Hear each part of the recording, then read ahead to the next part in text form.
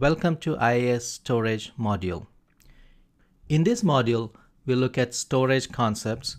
We'll understand the concepts such as direct attached storage, network attached storage, storage at a network.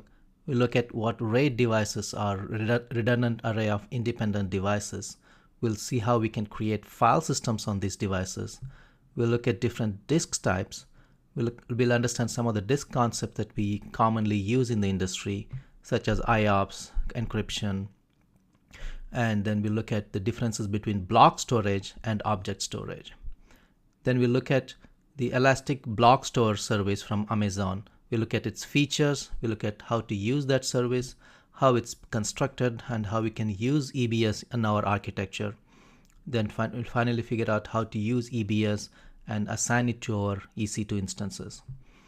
Then we'll look at the performance characteristics, the scalability of EBS volumes. We'll look at the security resources that are provided with EBS. We'll look at how to monitor these EBS volumes.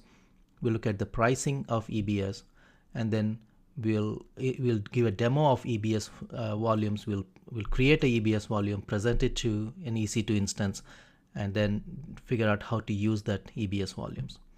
Next, we'll look at another storage service from Amazon called S3, or Simple Storage Service. We'll look at its features, how to use S3 service, how it's constructed, how to create an S3 bucket.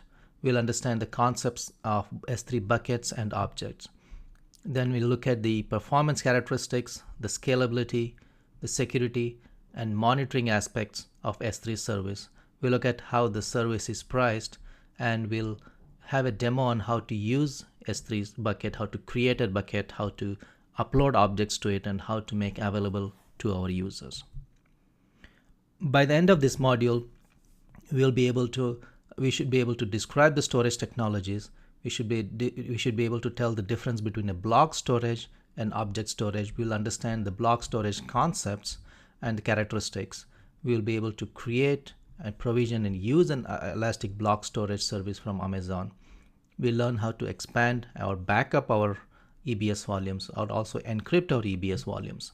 And the object storage concepts, we'll understand the concepts and characteristics of object storage systems and how it differs from EBS or a block storage service.